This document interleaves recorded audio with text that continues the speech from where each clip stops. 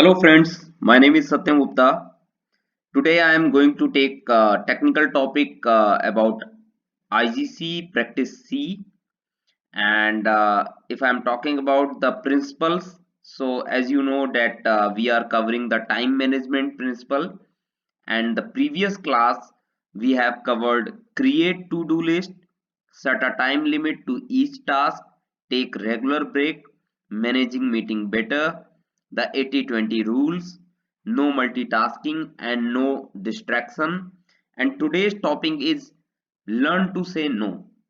So friends, learn to say no is very important because from the childhood we learn that if we say yes, it is treated as a polite, it is treated as a honest. So why no is very important, I'm just giving some brief about that.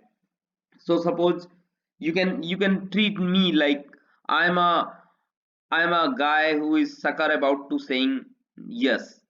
Sometimes I ever find myself thinking no, no, no, no, no, and then I blunt out and say yes. Why is it so difficult to say word no? It's just a word, right?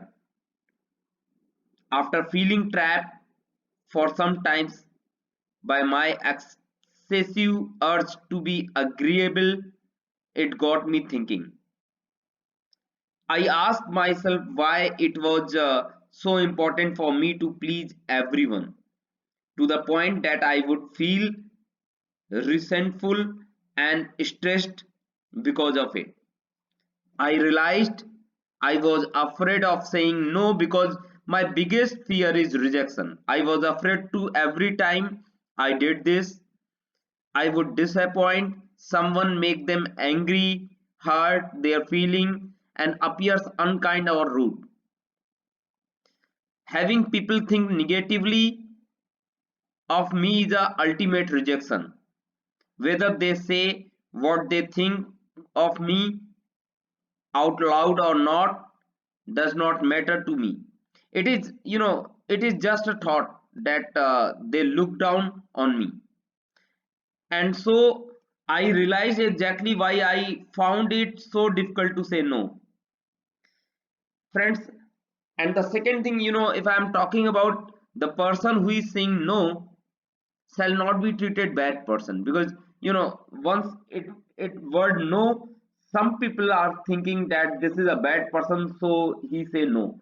But saying no does not mean that you are being rude, selfish and unkind. These are all unhelpful beliefs that make it hard to say no. Learning where these beliefs have come from is a great way to learn let go for them. Did you ever wonder why it was so easy to say no when you were a little kid, and why it has become so difficult now? What happened? Well, as children, we learned that saying no was impolite and inappropriate. If you said no to your mom, dad, teacher, uncle, grandparents, and so on, you were most certainly considered to be being rude, and you would have probably been told off for it. Saying no was off limit and yes was polite and likable thing to say. Now that we are all adult, we are more mature and capable of making our own choices, as well as knowing the difference between wrong and right. Therefore, no should not be an off limit word, but rather something that we decide on ourselves based on our own direction. So friend, there are some tips. If you follow these tips, you can say no, you can apply a no in your daily routine, and which is very much time effective, which can save your time also. So like, one by one I will tell you, like, be direct, such as no, I can't, or no, I don't want to. Don't apologize and give all sorts of reason. Don't lie. Lying will most likely lead to guilt. And remember, this is what you are trying to avoid feeling. Remember that it is better to say no now than be resentful later. Be polite, such as thank for asking, practice saying no, imagine a scenario and then practice saying no either by yourself or with a friend. This will get you feeling a lot more comfortable with saying no. Don't say, I will think about it. If you don't want to do it, this will just prolong the situation and make you feel even more stressed. Remember that your worth does not depend on how much you do for other people. So friends, if you start saying no for unnecessary work or for anything in which you are not agree, you have to apply saying this, and this will definitely improve your time management skill. So friends, now I am moving to technical topic, that is the ASTM A262 practice C. Basically, this is a nitric acid test for detecting susceptibility to intergranular attack in austenitic stainless steel. So friends, if I am talking about scope, so this practice describes the procedure for conducting the boiling nitric test as employed to measure the relative susceptibility of austenitic stainless steel to intergranular attack. The presence or absence of intergranular attack in this test is not necessarily a measure of performance of a material in other corrosive environment. In particular, it does not provide a basic predicting resistance to form of corrosion other than intergranular such as general corrosion, pitting, stress corrosion, cracking. So friends, if I am talking about the summary of practice C in nitric acid test, so in this we need to immerse the test coupon in the boiling nitric acid solution for a specified time. So for that we have to take the test coupon and we have a certain amount of nitric acid. We need to boil it out and we need to immerse the test coupon on the boiling solution for a specified timeline. And what we are looking in this test, we are looking in the test like what kind of loss in the mass, actually in the weight of the test coupon. We have to check it and we have to measure the corrosion rate, so we can identify the the difference between mass, difference between weight on the test coupon from the initial situation and after the specified time when material was immersed in the boiling solution. So we can test, we can measure the weight of the test coupon in this. So if I'm talking about the rapid testing, so for practice C we can also perform rapid testing like IGC practice A for certain material like if you read the grade 3 SS 304, 304L, CF8 and CF3, we can use a rapid test. So like before testing in nitric acid test, a specimen of certain grade of stainless steel as given below may be given rapid screening test according to procedure practice A. And we have already covered practice A in our previous classes. So some restriction is also there, like material should be heat treated, that is one of the condition. And second, the corrosion test specimen having acceptable etch structure in practice A or oxalic acid etch test will be essentially free of intergranular attack in the nitric acid test. Such specimens are acceptable without testing in the nitric acid test. All specimens having suspect each structure shall be tested in the nitric acid test.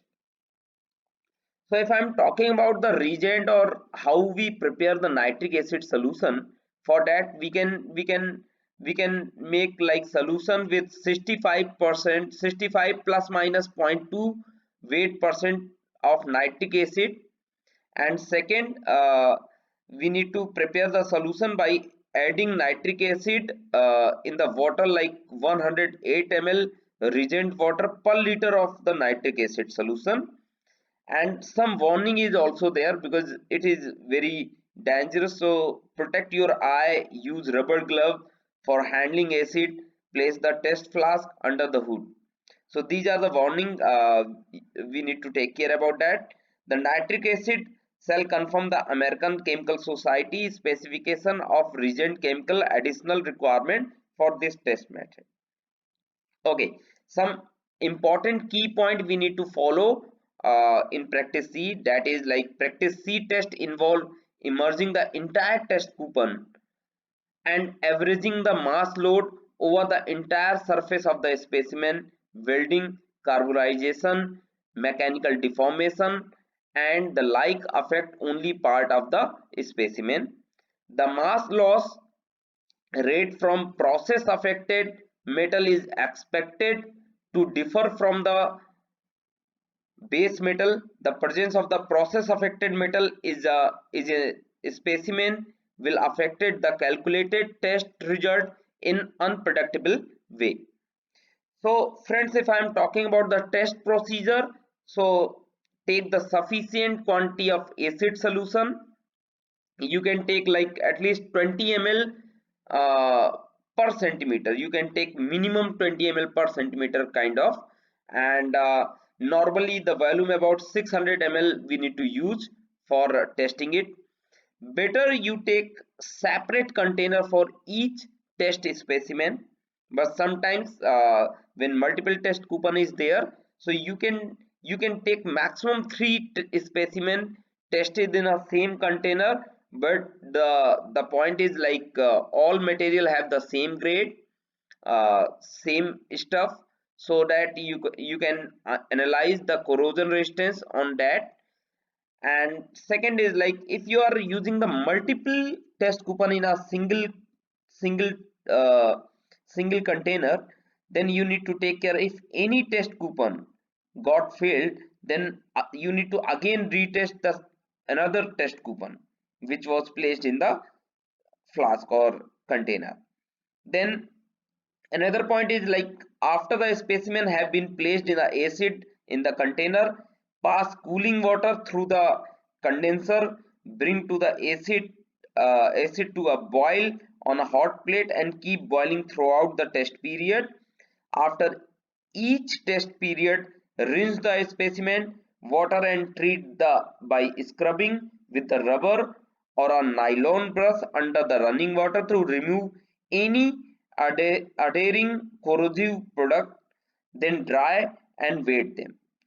Drying may facilitate if desired by dipping the specimen in acetone after they are scrubbed. So we need to clean the test coupon so that all the corrosive contamination will wave off and we can do the weight. Okay, the standard test consists of 5 boiling periods of 48 hours each, with a fresh test solution being used in each period. So this is very important, friends. Like when you are doing practice C, you need to apply 5 boiling period, like 48 hour each boiling period you need to apply, and every time you need to use the fresh test solution. And second scenario, you can also use like a combination of 148-hour period and 296-hour period to simultaneously or together, not necessary in that order. Instead of 548-hour test period may be used if so agreed by the purchaser. So friends, now I am going to complete my topic today's, and I hope you like this topic, and I am trying my level best to deliver whatever I can do for you, friends. And I hope you like my video, and if you like my video, please like it, share it to your friends, and thank you so much. Bye bye.